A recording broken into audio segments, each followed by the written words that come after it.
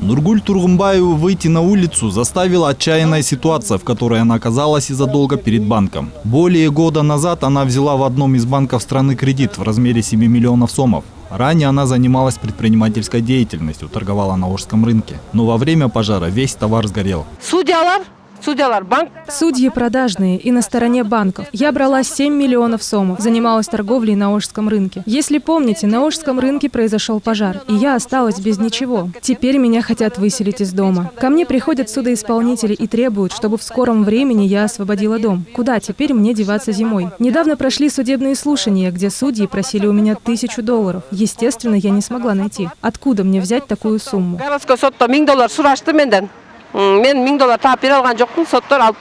По словам руководителя общественного объединения Элет-Куйгую Марипы Алыкуловой, с 24 августа текущего года начали бессрочный митинг, который объединила заемщиков, испытывающих проблемы с выплатой кредитов. Она говорит, что уже несколько раз встречались с представителями власти. Им обещали помочь, но пока реальной помощи они не получили. Ситуация с кредитами приводит людей не к бедности, а к суициду. На прошлой неделе в пятницу одна женщина даже наложила на себя руки. Повесилась. У нее остались 4 детей, в том числе 1 грудной ребенок. По этому поводу мы обращались к Новикову, Мамытову и в Джугурку-Кенеш, на что ответа мы так и не дождались. Выделенные ранее правительством 1 миллиард 200 тысяч сомов ничего не решило. По мнению специалистов, это усложняет выплату денег, особенно во времена финансового кризиса.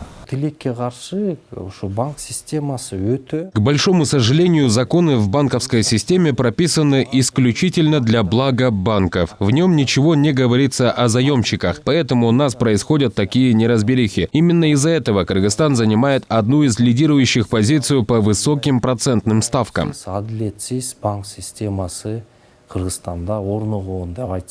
Между тем, с начала пандемии коронавируса в других странах было оказано немало помощи со стороны государства. Так, например, кыргызстанец Нурбек, проживающий в столице России и Москве, в прошлом году взял кредит по ипотеке. По его словам, ежемесячно он платит по 40 тысяч рублей в месяц. Коронавирус март айынан баштап. Нам была предоставлена отсрочка по кредитам на 6 месяцев, без процентов, без каких-либо штрафов. Ранее мы в онлайн-режиме подали заявление, и нам одобрили сразу же. По словам юристов, в последнее время очень много гражданских споров из-за того, что граждане при подписании документов практически не читают условия договоров. Где четко прописаны форс-мажорные обстоятельства, такие как землетрясение, наводнение, эпидемия и так далее. Но нигде не прописана такая графа, как пандемия. В этом году была объявлена пандемия, а не эпидемия. А пандемия не предусмотрела форс-мажорные условия. То есть наше правительство, она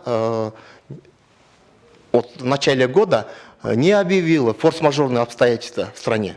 То есть, если бы объявила форс-мажорные обстоятельства в нашей стране, то тогда она считалась бы как бы форс-мажором, и, значит, на основании объявленного правительством форс-мажора официального, значит, то тогда все граждане имели бы право, значит, на основании договора иметь свои форс-мажорные обстоятельства. Стоит отметить, заемщики не первый раз выходят на митинг с требованием списать кредиты и снизить ставки. В августе они выражали недовольство тем, что банки начали отбирать дома за неуплату долгов.